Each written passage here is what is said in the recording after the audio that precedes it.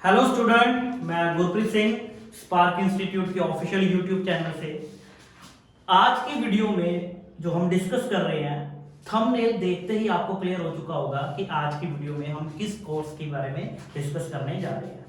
आप लोग जैसे जानते हो कि काफी सारी पोस्ट जो है वो जेकेएसएसबी को रेफर हुई हैं, जिनमें से बेटा एक पोस्ट आपकी नायब तहसीलदार की है ना। और नायब तहसीलदार का आप जानते हो कि नायब तहसीलदार लास्ट 2018 में भी जब एग्जाम हुआ था बेटा, तो एक आपका ऑब्जेक्टिव पेपर रहता है। ऑब्जेक्टिव पेपर आप ऑलरेडी जानते हो कि स्पार्क इंस्टीट्यूट आपको पहले भी पढ़ा चुका है और इस साल भी आपको इसकी तैयारी करवाएगा। बट साथ में बेटा इसका दूसरा पैरामीटर रहता है, वो रहता है उर्दू का। तो इस साल फर्स्ट टाइम हम जो है वो उर्दू की कोचिंग भी आपको कॉम्पिटिटिव एग्जाम जो 120 नंबर का एग्जाम होगा, उसके साथ जो आपका क्वालिफाई नेचर रहता है उर्दू का, उसको भी हम जो है वो अपनी कोचिंग में साथ साथ पढ़ाने लग रहे होंगे। तो इसके लिए हम अपने एक सर हैं मोहिंदर सर, जो एमए है उर्दू में, आज उनको इंट्रोड्यूस करेंगे बेटा आपके साथ। तो काफी सारा नाम है इनका उर्दू में, ऑलरेडी काफी सारे स्टूडेंट इनको जानते भी हैं।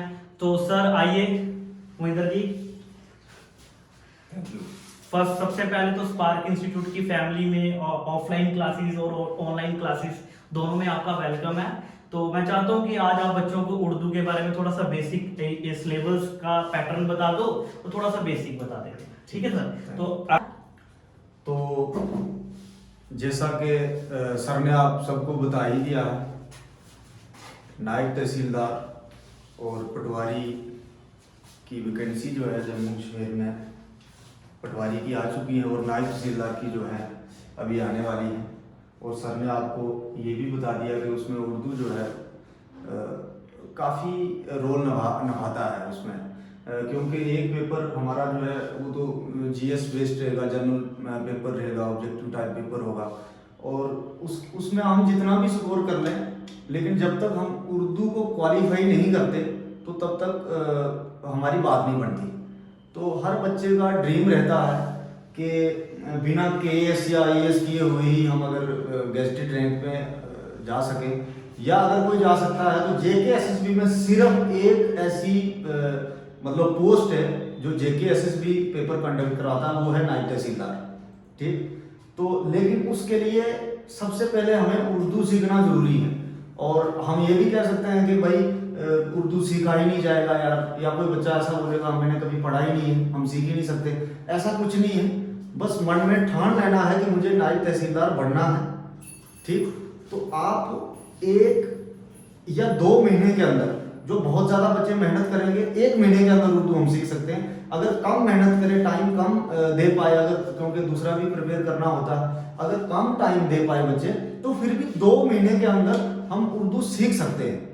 ऐसा कोई नहीं है कि हाँ जी सीख ही नहीं सकते, बिल्कुल सीख सकते हैं। आप हमारे साथ जुड़िए, आइए, ठीक, देखिए आप, और उसके बाद आप 1 या 2 क्लास लेने के बाद आपको खुद पता चल जाएगा कि उर्दू हम सीख सकते हैं या नहीं सीख सकते हैं। जहां तक मेरा विश्वास है, तो मेरा मानना है कि आप उर्दू पक्का सीखेंगे। और अगर आप रिटर्न में अच्छा स्कोर करते हैं नायब तहसीलदार के, तो उर्दू की तरफ से जो है आप बाहर नहीं हो सकते, ये हमारा दावा है। इतना हमें यकीन है कि जो बच्चा हमारे साथ जुड़ेगा, कंटिन्यूस रहेगा, तो हम उसको उर्दू एटलीस्ट क्वालिफाइंग नेचर का करवा ही देंगे। और हमें क्वालिफाइंग नेचर का ही करना है, हमें वहाँ पे कोई परसेंटेज ऑफ मार्क्स नहीं है कि हाँ जी इतना नंबर है, इतना नंबर 100 में से 70 ले लो या 80। उर्दू का कोई कट ऑफ नहीं है, हमको 40 मार्क्स लेने हैं, सिर्फ क्वालिफाइंग नेचर है। तो अब ये तो पता चल ही गया हमें। अब हम सिलेबस की बात करेंगे कि आखिर उर्दू का सिलेबस हम रहेगा क्या। तो सिलेबस से भी पहले मैं आपको एक बात कहना चाहता हूं कि लास्ट टाइम जब नायब तहसीलदार का उर्दू का पेपर हुआ था, तो पहले रिटर्न पेपर हुआ था और उर्दू का बाद में जो है पेपर लिया गया था। लेकिन अब इस बार सोर्सेस से हमें ये पता चला है कि शायद पहले उर्दू का पेपर जो है लिया जाए। इसलिए मैं स्पार्क इंस्टीट्यूट के माध्यम से आप सबको, जितने भी बच्चे पटवारी और नायब तहसीलदार के लिए जो हैं तैयारी करना चाहते हैं, मैं आप सबको कहना चाहूंगा कि आप अब अगर सुना तो कल जो है इंस्टीट्यूट आके उर्दू का कोर्स ज्वाइन कर लीजिए। क्योंकि हो सकता है अगर उर्दू का पहले हुआ तो फिर बच्चों के पास टाइम नहीं बचेगा उतना, और फिर आखिर एक लैंग्वेज को सीखना है हमने, उर्दू को पढ़ना और लिखना, मतलब कि फुल फ्लैज उर्दू सीखना हमने। ठीक, तो फिर टाइम नहीं बचेगा और में भी हम लेट हो जाए। तो इसलिए मेरा ये कहना है कि आप लोग आइए, एडमिशन कीजिए यहाँ पे और अपना उर्दू का कोर्स शुरू कर दिए। अब मैं बताना चाहूँगा आपको कि सिलेबस जो है, सिलेबस क्या रहने वाला है हमारा। सबसे पहले इसमें आपको मैं लिख के बताऊंगा आपको। लेटर,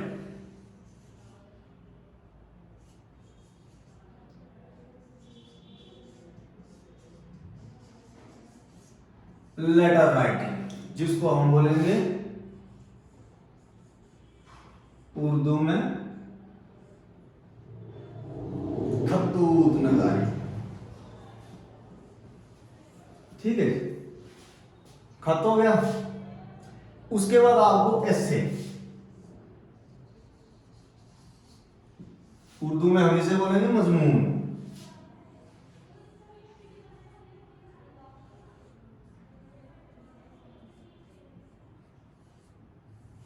मजमून नगारी, एस्से लिखना होगा आपको।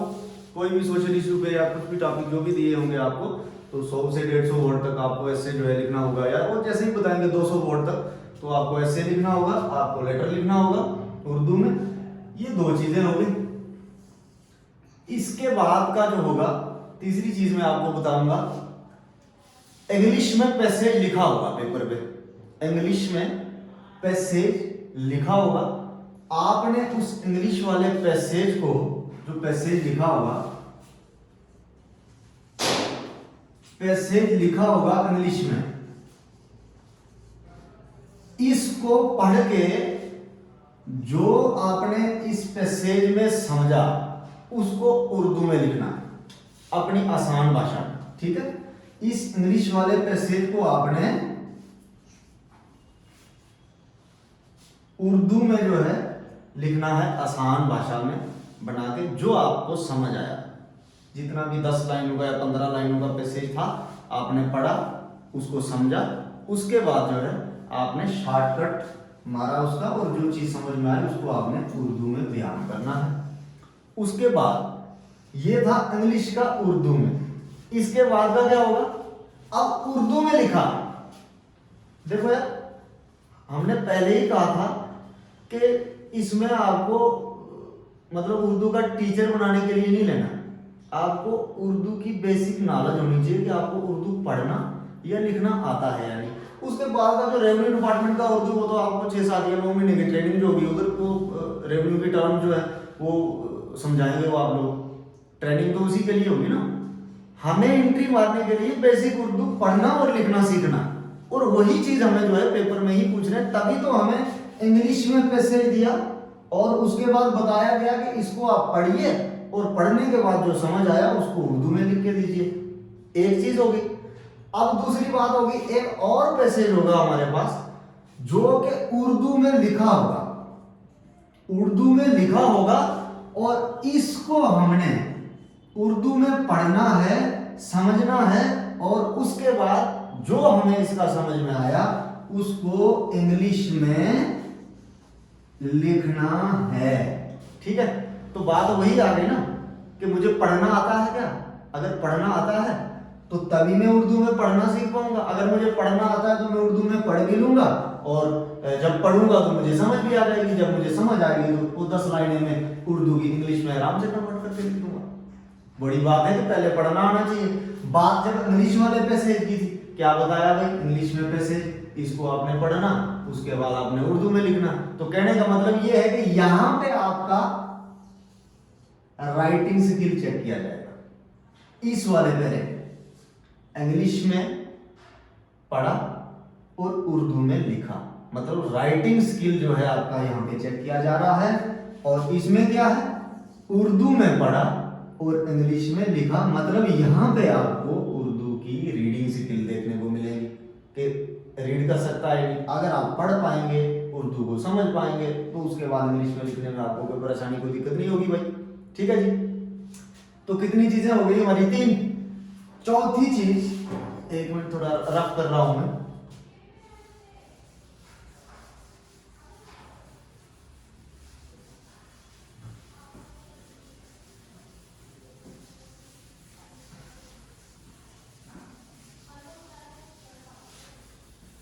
ठीक है जी, ओके।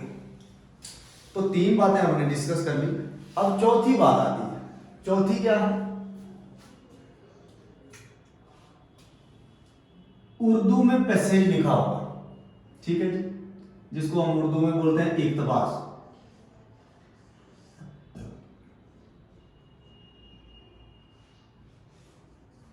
ठीक है जी, इक्तबास बोलेंगे हम इसको, पैसेज।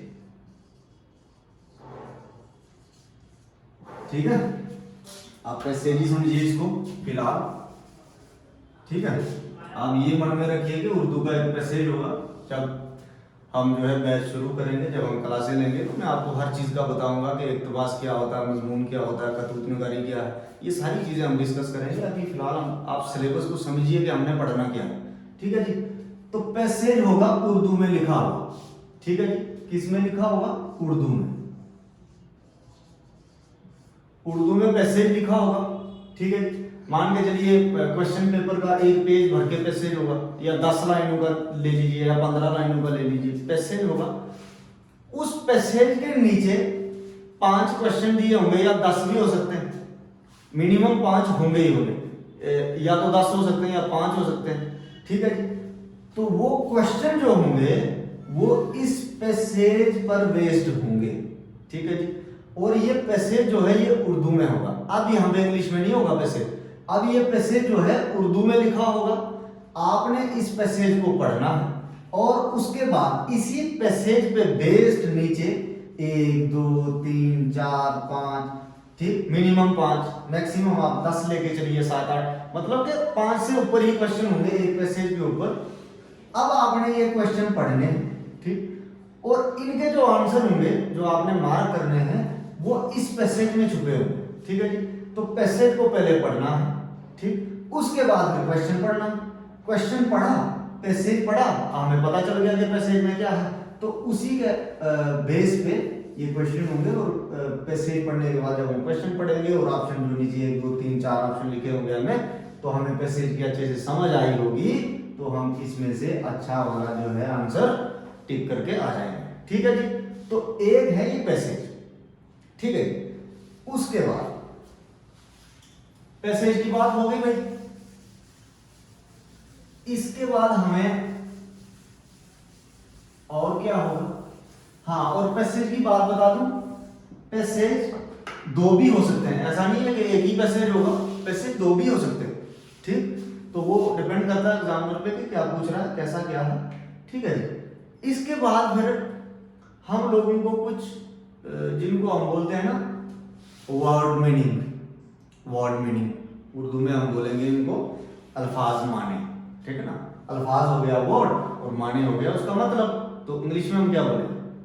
Word meaning. ठीक है जी, मुश्किल लफ्ज दिए होंगे, उनको आसान उर्दू में आपने जो है बनाना है, समझ गए?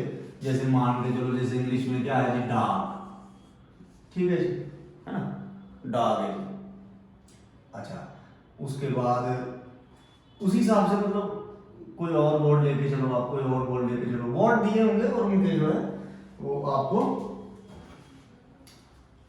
आगे मतलब जो है लिखने होंगे। 4 या 5 वर्ड होंगे, या 10 वर्ड होंगे, या 15 वर्ड होंगे, जितने भी होंगे तो वो आपको लिखने। और ऐसा भी नहीं है कि आपको खालिस उर्दू में या इतना कोई मुश्किल उर्दू वहां पे लिखा होगा, एकदम सिंपल फॉर्म में, ठीक, आम फहम जुबान में लिखा होगा, जो जिसको पढ़ना आ जाएगा तो वो आराम से समझ जाएगा। ऐसा कोई टफ वर्ड नहीं होता कि जो बच्चों को समझ ही ना आए, क्योंकि मैंने आपको शुरू में ही बोला था कि आपको उर्दू का मास्टर नहीं बनना है।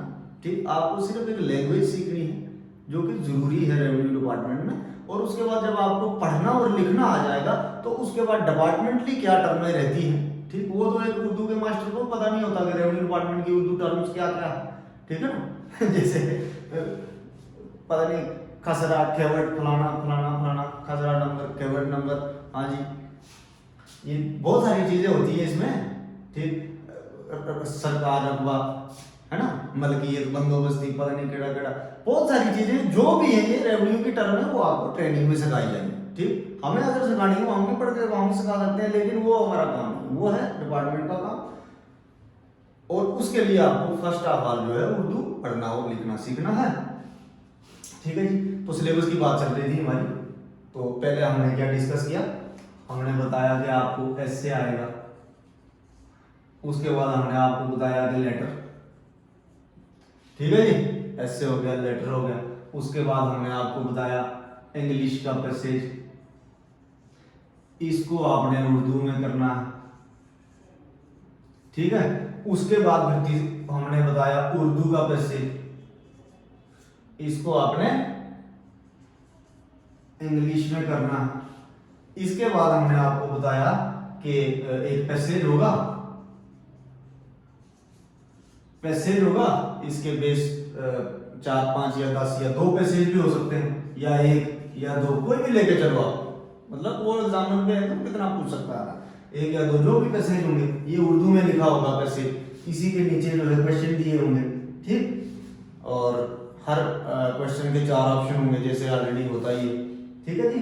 तो हम पैसेज को पढ़ेंगे और उसके बाद जो है क्वेश्चन पढ़ेंगे, और जो भी हमें पैसेज में समझ आया अपनी समझ से जो है ऑप्शन हम उधर टिक करके आएंगे या जो भी है, ठीक है जी। ये चीजें हमने पढ़ी। इसके बाद हमने एक और चीज पढ़ी यहाँ पे, क्या, वर्ड मीनिंग, ठीक है। वर्ड मीनिंग का मैंने बताया था आपको कि थोड़ा टफ वर्ड जो है आपको मतलब दिए जाएंगे, थोड़े थोड़े वर्ड, ठीक, और उनको आपने जो है आसान उर्दू में लिखना है, ठीक। लास्ट सिलेबस के मुताबिक मैं बता रहा हूँ, मैंने सिलेबस देखा था और मैंने जो है उर्दू मतलब सिखाया था बच्चों को उस टाइम में, लास्ट टाइम जब नायब तहसीलदार की वैकेंसीज आई थी, क्योंकि हमें पता है कि बहुत सारे बच्चों का बहुत बड़ा ड्रीम रहता है ये नायब तहसीलदार, एग्जीक्यूटिव मजिस्ट्रेट फर्स्ट क्लास जो है पोस्ट होती है, ठीक। और बिना केएस या आईएएस किए हुए या कोई और बड़ा कॉम्पिटिटिव जिसमें आंसर राइटिंग लिखनी हो, ठीक है ना, मतलब बिना मेंस देने के इतना बड़ा पोस्ट जो है जम्मू कश्मीर में नायब तहसीलदार के अलावा और कोई नहीं हो सकता भाई, इतना मैं बता दूंगा आपको, ठीक। और जिसका रिटर्न कैपेसिटी अच्छा है ना, एक बार उर्दू सीख लिए ना भाई, ठीक, तो जिंदगी भर आप बोलोगे कि भाई वो 2 महीने जो हमने तब लगाए थे स्पार्क इंस्टीट्यूट में, ठीक, या किसी और इंस्टीट्यूट में, मैं नहीं कहता कि स्पार्क इंस्टीट्यूट, किसी और इंस्टीट्यूट में जहां भी आप सीखो, ठीक, वो 2 महीने जो है ना आपकी लाइफ का मान के चलो यार एक टर्निंग पॉइंट हो सकते हैं कि आपने 2 महीने लगाए थे, उर्दू सीख लिया था और आज आप नायब तहसीलदार और डीसी जाकर रिटायर हो, ठीक है। कहने का मतलब ये है कि ये 2 महीने जो है ना आपके ड्रीम को बदल सकते हैं, ये 2 महीने आपके ड्रीम को मतलब एक जीरो से हीरो बना सकते हैं, मैं बता दूंगा आपको, ठीक है जी। तो यहाँ तक हमने क्लियर कर दिया कि क्या होगा, 3-4 चीजें हमने डिस्कस की। उसके बाद हमने बताया वर्ड मीनिंग का, बताया था कि आपको टफ लफ्ज, उतने टफ अल्फाज भी नहीं होंगे, एकदम नॉर्मल लफ्ज होंगे जो आम इंसान सीख सकता है, अगर मतलब जो पढ़ लेगा समझ लेगा तो आराम से पता चल जाएगा उसको, आम फहम भाषा में होंगे, जो डेली यूज होने वाले लफ्ज होंगे उर्दू के, वो जो है आपको दिए जाएंगे और उनके आपको मीनिंग जो है वो भी आगे दिए जाएंगे कि हाँ जी ये लफ्ज है, इसका क्या मतलब, ठीक। तो वो सारे जो है आपको बताए जाएंगे, ठीक है जी। जैसे मान के चलो ना, जैसे मैं आपको बता दूं, जैसे उल्फत है ना, आला पेश लाम फैत, ठीक है जी, उल्फत है, उल्फत का मतलब क्या है, उल्फत आना मोहब्बत है, मोहब्बत, या कोई और वर्ड लेके उठा के चलो आप, ठीक है जी।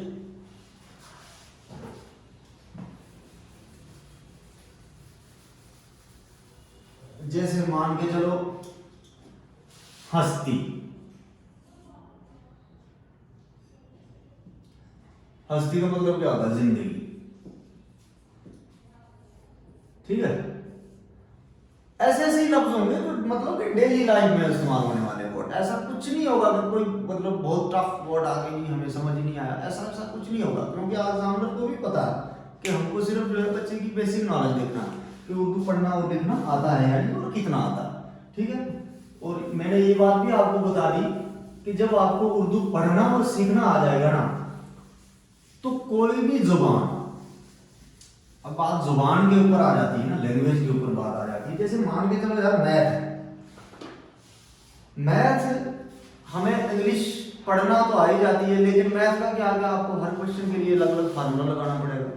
जुबान के केस में ऐसा नहीं होता, जुबान के केस में ऐसा नहीं होता। हम उर्दू की अगर बात करें, अगर एक बार आपको उर्दू पढ़ना और लिखना आ गया ना ठीक से, तो फिर मतलब कि आप इसमें कुछ भी पढ़ सकते हो, आप गजलें पढ़ सकते हो, शायरी पढ़ सकते हो, रेवेन्यू रिकॉर्ड पढ़ सकते हो, कुछ और पढ़ सकते हो, डेली का अखबार पढ़ सकते हो, ऐसी कोई बात नहीं। और जैसे जैसे आप पढ़ोगे आपकी रीडिंग कैपेसिटी बढ़ती जाएगी तो समझने की कैपेसिटी भी बढ़ती जाएगी और चीज़ें खुद खुद को आपको समझ आ जाएंगी, ठीक है ना। तो टाइम के साथ साथ आप लोग जो हो एकदम मास्टर हो जाओगे, ऐसी कोई बात नहीं। बस बेसिक ये है कि हमको पढ़ना है और जो है लिखना सीखना। अब मैं आपको एक थोड़ा सा आइडिया दे दूं, मैं चाहता हूं कि आपको थोड़ा सा आइडिया दे दूं जिससे आपको लगे और अपने आप से भी आप पूछेंगे क्या मैं ऐसा कर सकता हूँ, ठीक। तो ये आप अपने आप से पूछिएगा। मैं आपको आइडिया ये दे रहा हूँ कि हमने उर्दू सीखना कैसे, शुरुआत कहाँ से करेंगे हम, और वैसे वैसे चलते चलते चलते जो है कहाँ तक एंड हो जाएगा, ठीक है। कितने दिन हमको शुरुआत में लगेंगे और फिर वैसे वैसे आगे चलते कहाँ तक हम अखबार पढ़ने के लायक हो जाएंगे, या हम अखबार जो हम लेके आएंगे उस पर जो लिखा है या किसी किताब पे जो उर्दू लिखा है वो हम देख के जो है लिखना शुरू हो जाएंगे। और फिर एक टाइम ऐसा होगा कि मैं बोलूंगा और आप लिखोगे। शुरू शुरू में क्या होता है कि मैं देखूंगा किताब के ऊपर, देख के ही लिखूंगा, ठीक है ना, मतलब वो तो देख के लिखना। लेकिन जुबानी लिखना क्या होगा कि मैंने मुंह से बोला और आपने लिखा, ठीक है जी। तो तब आप क्या हो जाओगे, फुल फ्लैज तैयार हो जाओगे कि आप उर्दू अब लिख सकते हैं, ठीक है जी। तो जैसे आपको पता है यार इंग्लिश में 26 अल्फाबेट है हमारे, ठीक है जी। तो वैसे ही उर्दू के अंदर जो है ना, उर्दू के अंदर होते हैं 52, ठीक है जी। तो उसमें जैसे A to Z है, तो हमारे यहाँ क्या है, अलिफ से लेके दिख रहा होगा आपको सामने, अलिफ फर्स्ट वर्ड है उर्दू का, अलिफ से लेके और कहां तक, बुढ़िए तक, ठीक है। अलिफ से लेके बुढ़िए तक, ठीक है जी। एक ये हो गया। उसके बाद जो ना मतलब थोड़ी है की आवाज निकालने के लिए, जैसे हम भारत लिखते हैं, भारत है ना, तो हम भारत जब लिखेंगे तो 2 आंखों वाला है, ठीक है, जो है की आवाज निकालता है, भारत, ठीक है। महाभारत, ठीक। बुध या कोई भी ऐसी वाली आवाज जो 2 आंखों वाले है जो है, जो है की आवाज निकालते हैं। तो कुछ लोग वर्ड्स के साथ जो है वो जुड़े हुए होते हैं, तो वो जो है होंगे हमारे जैसे बेहकमनी, पेहकमनी, तेहकमनी, टेहकमनी। वैसे जैसे हमने ना भारत, ये कहाँ यूज होगा, जैसे हमने लिखा भारत तो ये आएगा बेहकमनी में, इसके साथ जोड़ दिया अलिफ, बेहकमनी भे अलिफ, क्या हो गया भा, बेहकमनी बेल बा, अलिफ किसकी आवाज निकालता है, आज, ठीक है। अलिफ किसकी आवाज निकालता है, आज, बेहकमनी भे, और अलिफ आ की आवाज निकालेगा तो क्या बन गया, भा, बेहकमनी भे अलिफ भा, ठीक। और रे इसके साथ जोड़ दिया, रे और आगे ते, तो क्या बन गया, भारत, ठीक है। तो कहने का मतलब ये है कि भे, पे, ते, ढे, हैं, रे, रे, ये है की आवाजें जो है ना, है की जो अंदर से निकलती है, ठीक। तो इनके साथ जो है, इन लफ्जों के साथ जो ये कुछ वो लफ्ज होते हैं, मैंने बताया आपको कि जब हम आएंगे पढ़ेंगे, जब हम क्लास शुरू करेंगे, ये तो आपको एक शुरुआत में बता रहा हूँ कि करना क्या है, सिलेबस क्या है, कैसे कैसे हम करेंगे, किस हिसाब से करेंगे और कितने टाइम में हम कर सकते हैं, ठीक है। तो इसलिए मैं आपको थोड़ा सा ये आइडिया दे रहा हूँ कि मतलब वर्ड हम कौन कौन से पढ़ेंगे। तो हमने बोला अलिफ से बड़ी तक, ठीक है, अलिफ से बड़ी तक, अलिफ बे, पे, ते, टे, से, जीम, चे, हे, खे, दाल, डाल, जाल, रे, अड़े, जे, से, सीन, शीन, स्वाद, ज्वार, तोय, जोय, ऐन, गैन, फे, काफ, कीफ, गाफ, लाम, मीम, नून, वो, है, हमजा, छुटिए, बुढ़िए, ठीक है। ये हो गए। तो ये तो आ गए ना बेसिक्स, समझ गए। इनके अलावा इन्हीं में से कुछ वर्ड होते हैं, ठीक, इन्हीं में से कुछ वर्ड होते हैं जिनके साथ हम जो है ये हिकमनी लगाते हैं। कौन सा, ये, ठीक। इसको हम अगर अकेले में लिखें तो ये हिकमनी, ठीक। और इस ये है 2 आंखों वाला है, हिकमनी आप याद रखो, ये है की आवाज निकालता है, जैसे भारत, ठीक। मान के चलो जैसे थाल, ते हिकमनी थे थालम थाल, ते हिकमनी थे आला लाम, क्या हो गया, थाल, ठीक। तो ये आपको आइडिया लग ही गया होगा कि हमको क्या क्या सीखना है, कैसे सीखना है, ठीक है। इसके अलावा जब हमने 52 अल्फाबेट सीख लिए, जिनको हम बोलते हैं हरुफ तहजीब, जब हमने 52 सीख लिए उसके बाद में आपको बताऊंगा इनकी छोटी फॉर्म, शॉर्ट फॉर्म, ठीक है। जैसे ये अलिफ की कोई शॉर्ट फॉर्म नहीं होती, ये ऐसा ही रहता है हमेशा, ठीक है। किसी के साथ जुड़ेगा तब भी ऐसे ही डंडा ही रहेगा, ठीक है। और किसी लफ्ज की शुरुआत से पहले अगर लिखेंगे तब भी अलिफ ऐसा ही रहेगा, ये याद रखना हमने। उसके अलावा आगे वाले जो वर्ड है, जैसे बे है हमारा, ठीक है, बे, ठीक। ये बे क्या है, इसकी शॉर्ट फॉर्म है जो कि हमें याद रखनी है। जब वो हम याद रखेंगे तो जब हम आगे लफ्ज लिखेंगे ना, तो उसके साथ ये छोटी फॉर्म ही जोड़ के एक लफ्ज बनता है, ठीक। हम अगर हमको मान के चलो बस लिखना है, बस, ठीक है, तो बे ये हो गया और सी, बस, ठीक है, बस हो गया। अगर हमको अलग अलग लफ्ज ये ऐसे ही अलग अलग करके बड़े लफ्ज ही लिखने हो तो फिर तो भाई फिर तो बात नहीं बनती। फिर तो हम अपनी एक छोटी सी बात रखने के लिए किसी कॉपी के 10 पेज भर देंगे, ठीक, और उसको हम एक अच्छा उर्दू भी नहीं मानेंगे, है ना, कि उर्दू आता है। तो होता जैसे हिंदी के अंदर ही है, हिंदी के अंदर भी तो छोटी मात्राएं होती होंगी ना, ठीक, जो जोड़ के लफ्ज बनता है। उसी हिसाब से उर्दू में भी बड़े लफ्ज को तोड़ के जो है शॉर्ट फॉर्म में बनाया जाता है, और फिर वही शॉर्ट फॉर्म में जो है लफ्ज तर लफ्ज जोड़ के लफ्ज बनते जाते हैं, ठीक है जी। तो मैं आपको बताना चाहता हूँ कि जैसे ये बस है ना, बस, जैसे मान के चलो हमने बै लिखा, बै लिखा ना हमने, बै, ठीक है, तो इसकी छोटी फॉर्म है क्या, बै, बिंदु नीचे रहेगा लेकिन, ठीक है, इसकी बिंदु जो है एक बिंदु होगी नीचे ही रहेगी बिंदु। उर्दू सर एक बात बताऊं मैं आपको, आप सब लोग ध्यान से सुने, उर्दू जो है ना उतना मुश्किल नहीं है, बस बिंदु और नुक्तों का ध्यान रखना है और शॉर्ट फॉर्म का ध्यान रखना है, इतनी सी बात है। लफ्जों का जोड़ बनाना है, ठीक है, बिंदु का ध्यान रखना है, और साउंड किसी भी जबान के लिए, जब हमको इतना तो सारे ही जानते होंगे यार, अगर उर्दू नहीं आता तो एटलीस्ट इंग्लिश और हिंदी तो सबको आती है। और हम सबको पता है कि उर्दू जैसे मतलब बोला जाता है ना कि हलक से निकली हुई बात, ठीक, साउंड इफेक्ट बहुत बड़ी बात होती है किसी भी जबान में।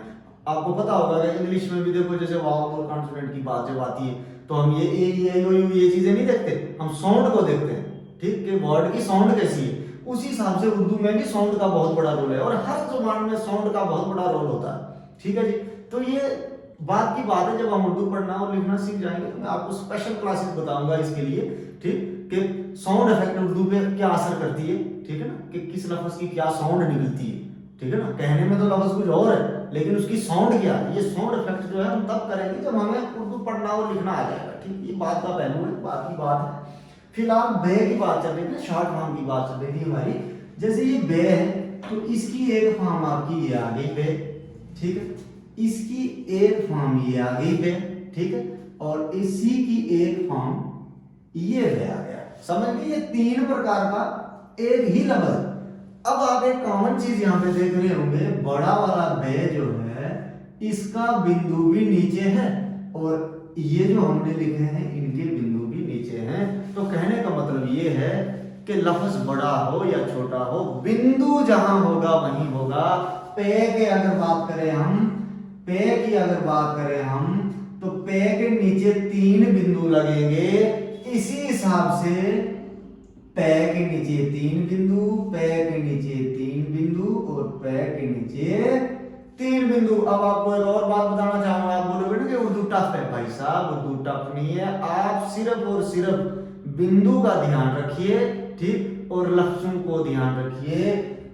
बे से लेके से तक, अलिफ, बे, पे, ते, टे और से। अलिफ को तो मैंने आपको पहले ही बता रखा था कि सिंगल वर्ड है भाई, किसी के साथ जुड़ेगा तो भी सिंगल ऐसे ही रहेगा, जिस फॉर्म में है उसी फॉर्म में रहेगा। और अगर किसी के साथ जुड़ने से पहले, किसी लफ्ज की शुरुआत से पहले, जैसे हमने लिखना मान के चलो क्या, असल, अलग, स्वादना, असल, ठीक है। जैसे हमने लिखना रस्सा, रे सीन बनाया और इसके साथ अलिफ जोड़ दिया, मतलब कि अगर किसी के साथ जुड़ेगा तब भी इसी फॉर्म में रहेगा सीधा, और अगर किसी लफ्ज की मतलब बनावट से पहले अगर शुरुआत में अलिफ आएगा तब भी वैसे रहेगा। तो अलिफ एकदम आसान बात है, ये तो आपको पता चल गया। अब मैंने आपको बताया बे से लेके से तक, बे से लेके से तक एक जैसे ही लफ्ज है सारे, आपने देखा होगा बनावट सबकी एक जैसी है, फर्क है सिर्फ और सिर्फ बिंदु का। ठीक, बिंदु का और नुक्ते का। एक में नुक्ता लगता है टे ऊपर, ये नुक्ता ध्यान से देख लीजिए, जब भी किसी लफ्ज के ऊपर नुक्ता लगेगा वो टे होगा। मान के चलिए मैं एक सीधी लकीर दे रहा हूं इसके ऊपर, अगर मैं ये नुक्ता दे देता हूं ये टे है। ठीक, मान के चलिए मैं एक ऐसे सीधी हल्की सी लकीर देता हूं, इसके ऊपर दो बिंदु दे दिए, ये ते है। एक सीधी सी लकीर दे दी, नीचे मैंने एक बिंदु लगा दिया, बे पढ़ा जाएगा। ठीक, कहने का मतलब ये है कि बे से लेके से तक, ठीक, आपने इन लफ्जों को बस ये सोच के रखना है कि एक जैसे ही लफ्ज है, फर्क है सिर्फ बिंदु का। हमने आपको बताया बे का, हमने आपको बताया था, आपको अगर याद हो, हमने आपको बताया था कि भाई साहब ये बे है, इसकी शॉर्ट फॉर्म को जब हम तोड़ के लिखते हैं तो एक बे ये आ गया, एक बे ये आ गया, एक बे ये आ गया। अब अगर मैं इस एक बिंदु को हटा के और इधर 3 बिंदु दे दूं तो क्या हो गया? हमने बताया कि वर्ड सेम है, बिंदु का डिफरेंस है, तो पे हो गया भाई साहब। हमने ऊपर बता रखा आपको कि पे हो जाएगा। ठीक है, अब इसी ये बड़ा पे आ गया हमारा। अब हम क्या करेंगे, इधर 3 बिंदु दे दीजिए, इधर भी 3 बिंदु दे दीजिए, इधर भी 3 बिंदु दे दीजिए, तो भाई साहब ये पे हो गया आपका। ठीक, इसी प्रकार आगे चल के मतलब के अगर बे से लेके से तक ये सेम दिखते हैं वर्ड, फर्स्ट इनमें सिर्फ और सिर्फ बिंदु और नुक्ते का है, तो उसी हिसाब से इनकी शॉर्ट फॉर्म भी सेम होंगी। ठीक, इनकी शॉर्ट फॉर्म भी सेम होंगी। बस आपने सिर्फ 3 वर्ड जो है तोड़, मतलब एक वर्ड के 3 हिस्से तोड़ के बनाने आने चाहिए आपको। जैसे आपने बे लिखा था, ठीक है, तो कौन कौन से 3 हिस्से? एक हिस्सा, 2 हिस्से और 3 हिस्से, 3 हिस्से। ठीक है, एक इस फॉर्म के बे से लेके से तक इन लफ्जों के तोड़ के ये 3 हिस्से बनाने हमको आने चाहिए। उसके बाद हमें ये याद होना चाहिए कि बे का बिंदु 1 नीचे, पे का बिंदु 3 नीचे, ते का बिंदु 2 ऊपर, टे का नुक्ता और से के 3 बिंदु ऊपर से। ठीक है, तो हम लोग इस चीज को सीख लेंगे। मान के चलो कि हमने एक फॉर्म सीख ली। उसके बाद देखो जी, उर्दू हमारे जम्मू कश्मीर छोड़ के हिंदुस्तान के बहुत लोग जानते होंगे, अपना अपना तरीका है पढ़ाने का। ठीक है जी, तो हमारा तरीका ये है कि हम आपको इस तरीके से पढ़ाएं ना कि कभी अगर उर्दू का नाम भी नहीं सुना था ना, तो मैं पूरी आशा करता हूं कि एक बार आप क्लास में आकर के देख लीजिए। उसके बाद चाहे आपको नायब तहसीलदार या पटवारी नहीं भी पढ़ना है ना, स्पेशली शौक से उर्दू सीखना जरूर मुझे याद करेंगे आप, इतना मेरा विश्वास है। आप सिर्फ क्लास में आने की कोशिश करिए, आप बैठिए आके, ठीक, आप एक बार क्लास देखिए। ठीक, और अब हम आपको बताना चाहेंगे अलिफ से लेके से तक तो हमने कर दिया। ठीक है, अलिफ, बे, पे, ते, टे, से। ठीक है, ये चीज हमने कर दी और हमने आपको बता दिया कि भाई इसकी शॉर्ट फॉर्म कैसे सीखेंगे। जब आप क्लास में आएंगे आप बड़े शौक से सीखेंगे ये सारी चीजें, इंटरेस्ट लगाएंगे, मुझे पता है इस चीज का। ठीक, अब से तक आ गया, इसके बाद आएगा जीम। जीम, चे, जीम के अंदर एक बिंदु, चे के अंदर 3 बिंदु। ध्यान से देखिएगा, चे है अलग से निकालना है, कोई बिंदु नहीं, खाली का खाली पड़ा, लेकिन है ऐसा। ठीक है, और खे। ठीक है जी, जीम चे है खे, ठीक है। फर्क क्या है जी, बनावट एक जैसी है, इसका मतलब शॉर्ट फॉर्म में जो 2-3 होंगी वो भी एक जैसी होंगी।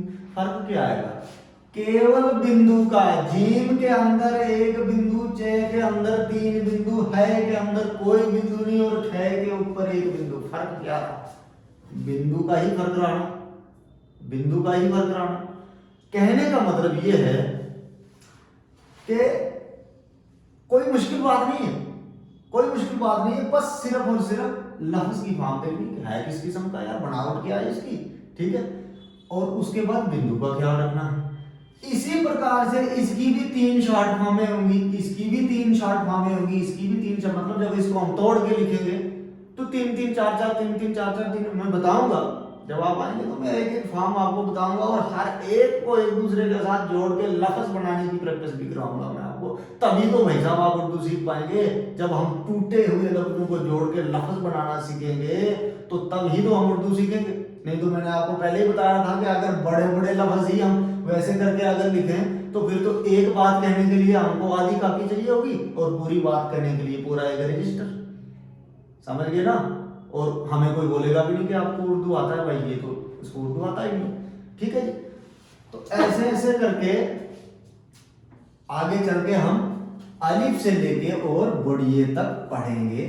आज मैंने आपको एक ओवरव्यू दिया कि कैसा है कैसा नहीं है, ठीक है, कैसे हम पढ़ेंगे, क्या सिलेबस रहेगा, ठीक है जी, क्या स्ट्रेटजी रहेगी हमारी, ठीक। जब आप आएंगे, हमारी जब क्लास लगेगी तो मैं विश्वास से कहता हूं एक चार्ट के अंदर पूरे के पूरे 52 हरूफ तेजी आपको सिखा के जाऊंगा, ठीक। और बच्चा अगर तवज्जो देगा ना, अगर आप लोग मेहनत करेंगे ना, तो मेरा दावा है कि मैं एक क्लास के अंदर आपको 52 अल्फाबेट उर्दू के 52 हरूफ तेजी, इनकी शॉर्ट फॉर्म है, ठीक। और 2 अंक वाले है के साथ जो जुड़े हुए लफ्ज होते हैं, ये सारे के सारे 52 जो हैं एक ही क्लास में सिखा दूंगा। बस आपको पढ़ना है, ध्यान देना है, मैं बताऊंगा 2-4 चीजें आपको, उन चीजों का ध्यान देना है। कॉपी का एक पेज, ठीक, एक पेज पे सारे लफ्जों का एक चार्ट बना के दूंगा, ठीक। एक ही चार्ट के अंदर जो है ना आपको सारा का सारा बेसिक बता दूंगा। आपको अब आपके दिमाग की कैपेसिटी वहां पे पता चलेगी कि आप कितना फोकस कर रहे हैं क्लास के अंदर और घर जाके कितना रिवाइज कर रहे हैं उन चीजों को, ठीक है जी। और दूसरे दिन जो है ना अरबी से बड़ी इधर पूरा बच्चा मेरे को उर्दू बताएगा कि साहब हमें तो पूरा आता, समझिए। कोई मुश्किल बात नहीं है, आप सिर्फ आइए हमारे साथ जुड़िए, देखिए आप आगे, ठीक। मैं दावा करता हूं कि आपका नायब तहसीलदार बनने का सपना जो है बिल्कुल पूरा होगा और उर्दू की तरफ से आपको फेल नहीं होने देता, इतना मेरा दावा है। आप एक बार आइए हमारे साथ जुड़िए, ठीक है जी। तो इसी के साथ अब मैं आशा करूंगा कि आप सब लोगों को ये पता चल ही गया होगा कि स्पार्क इंस्टीट्यूट में जो है उर्दू की क्लासेस होने जा रही हैं, ठीक है। और बड़े जोश के साथ आपको उर्दू पढ़ाया जाएगा, बड़े शौक के साथ उर्दू आपको पढ़ाया जाएगा, ठीक है। और जो बच्चे ये सोचते हैं कि उर्दू सीखना मुश्किल है या हम लोग उर्दू सीख ही नहीं सकते या कभी उर्दू सीख ही नहीं सकते, भाई साहब मन से ये बात निकाल दीजिए आप। हाँ, मेरे से होके जाओगे तब अगर नहीं सीख पाए तो फिर इस बात को जरूर दोहराइएगा कि मैं नहीं सीख सकता, लेकिन मेरे पास आने से पहले ये बात आप कभी नहीं बोल सकते कि हम उर्दू नहीं सीख सकते, कुछ भी मुश्किल नहीं है। इसलिए मैं आपको 1-2 शेरी लाइन जो है ना आप तक पहुंचाने की कोशिश करूंगा और उससे मैं उम्मीद रखूंगा कि शायद आप जो है ना ये सुनने के बाद कुछ बदलाव आपके अंदर आएगा, ठीक।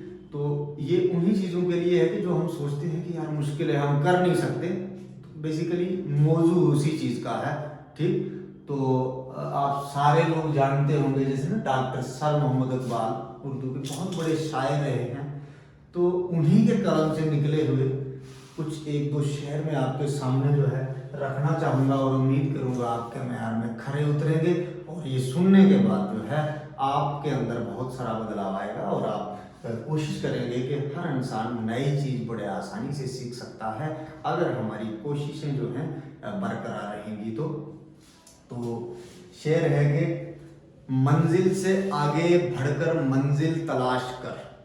क्या कहा कि मंजिल से आगे बढ़कर मंजिल तलाश कर। ये उनके लिए है जो अकाउंट असिस्टेंट लग गए, ठीक, या कोई और मंजिल मिल गई है लेकिन हमें पता है कि नायब तहसीलदार तो उससे बड़ी पोस्ट है यार और एकदम बढ़िया वाली पोस्ट है, ठीक है। ये उन बच्चों के लिए है जो कहीं पहुंचे हैं लेकिन उनको मैं ये कहना चाहता हूँ आप और आगे बढ़िए, ठीक, कोशिश करिए आगे आने की। और ये उन बच्चों के लिए भी है जो अभी प्रयास कर रहे हैं लेकिन मंजिल नहीं मिला। तो कहने का मतलब है और आगे कंक्लूजन देखा जाए तो ये सब के लिए है। क्या कहा कि मंजिल से आगे बढ़कर मंजिल तलाश कर, मिल जाए तुझको दरिया तो समुंदर तलाश कर। समझ में आया क्या कहा मैंने कि मंजिल से आगे बढ़कर मंजिल तलाश कर, मिल जाए तुझको दरिया तो समुंदर तलाश कर। हर शीशा टूट जाता है पत्थर की चोट से। ध्यान से सुनिएगा, हर शीशा टूट जाता है पत्थर की चोट से, पत्थर ही टूट जाए वो शीशा तलाश कर। पत्थर ही टूट जाए वो शीशा तलाश कर। इसी के साथ खत्म करना चाहूंगा। धन्यवाद। हाँ जी स्टूडेंट, तो मैं उम्मीद करता हूँ आपने इस लेक्चर को एंजॉय किया होगा। तो इस लेक्चर को अच्छे से सुनने के बाद तो आपको ये आइडिया हो चुका होगा कि उर्दू को वाकई में सीखा जा सकता है। तो बेटा आज का जो ये लेक्चर था ये जस्ट एक ट्रायल लेक्चर था जिसमें हमने सिलेबस की इंट्रोडक्शन दी आप लोगों को कि सिलेबस क्या रहने वाला है। इसके अलावा अगर आपको ये वीडियो अच्छी लगी है तो बेटा कमेंट सेक्शन में प्लीज इस पे कमेंट करना कि आपको वाकई में क्या कुछ आज की इस वीडियो में नया सीखने को मिला।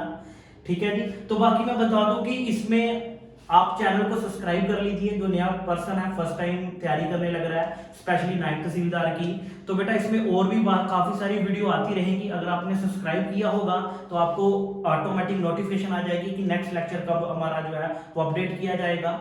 तो बाकी मैं ये बता दूं कि हमारी ऑफलाइन क्लासेस बेटा स्टार्ट हो चुकी हैं। तो हम 12 अप्रैल को जो उर्दू का स्पेशल बैच जो है वो स्टार्ट करने लग रहे हैं। तो जो भी बच्चा इंटरेस्टेड है तो बेटा आप स्क्रीन पे दिए गए नंबर देख रहे होंगे 9041021984। आप इस नंबर पे व्हाट्सएप या कॉल करके अपना जो डेमो स्लॉट है वो बुक करवा सकते हो। तो स्पेशली बेटा नायब तहसीलदार और पटवारी के लिए जिस बच्चे ने कभी आज तक लाइफ में उर्दू नहीं पढ़ा तो वो डेफिनेटली बेटा इसका 3 डेज का ट्रायल डेमो क्लास रहेगा। तो आप डेफिनेटली आइए, विजिट करिए और जो है डेमो क्लास अटेंड करिए। अगर आपको अच्छा लगे तो आप फिर ही कंटिन्यू करना। ठीक है जी। तो आज की वीडियो में मैं इतना ही कहना चाहूंगा। Okay, thank you. उम्मीद करता हूँ अच्छा लगा होगा और कमेंट सेक्शन में जरूर बताना प्लीज। Thank you.